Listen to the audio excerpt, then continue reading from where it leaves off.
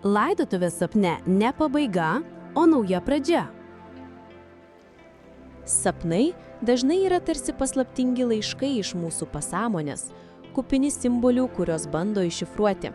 Laidotuvės sapne – tai vienas iš tų simbolių, kuris gali sukelti nerimą ir liūdesį, ypač jei praradome artimą žmogų. Laidotuvėse dalyvauti per savo nepastabumą teks nukentėti.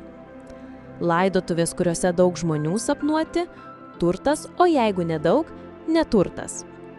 Jeigu sapnuojate, kad laidotuvių metu lyja arba oras apsiniaukęs, greitų laikų laukite ligos arba prasta reikalų klotis. Laidotuvių procesiją matyti – turtas. Jeigu sapnuojate, kad einate laidotuvių procesijoje, dažniausiai netikėti pinigai. Sapnuoti, kad dalyvaujate nepažįstamo žmogaus laidotuvėse – sunkus bendravimas su žmonėmis.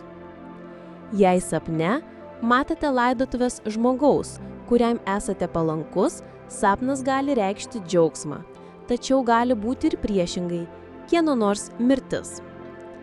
Palaidoti sapne artimą žmogų – perspėjimas, galite nukentėti. Sapne regėti giminaičio laidotuvės saulėtą dieną – reiškia artimųjų gerą sveikatą, galimos ir vestuvės. Sapne regėti savo vaiko laidotuvės reiškia sveikatą ir taiką namuose bei problemas bendraujant su draugiais.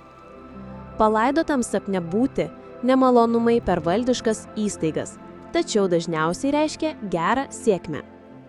Sapne girdėti laidotuvių varpo gaudesį reiškia netikėtas liūdnas naujienas arba išvykusio žmogaus ligą. Sapne skambinti laidotuvių varpais reiškia blogas naujienas ir nesėkmes. Laidotuvėse dėl mirusio palaikų ginčytis, saugokis neteisingų žmonių. Sapnuoti, kad verkiate laidotuvių metu, yra simbolis, kuris ragina išlaisvinti susikaupusias emocijas ir reiškia sveiką žingsnį gijimo link. Budriame gyvenime tai pasiūlymas leisti savo visiškai išgyventi savo emocijas be kaltės jausmo ar suvaržymų. Priimkite šiuos jausmus, tai jūsų augimo proceso dalis. Tikiuosi, kad šis vaizdo įrašas suteikė jums naujų minčių ir padėjo geriau suprasti likimo ženklus. Jei jums patiko, prenumeruokite mūsų kanalą, kad nepraleistumėte būsimų vaizdo įrašų.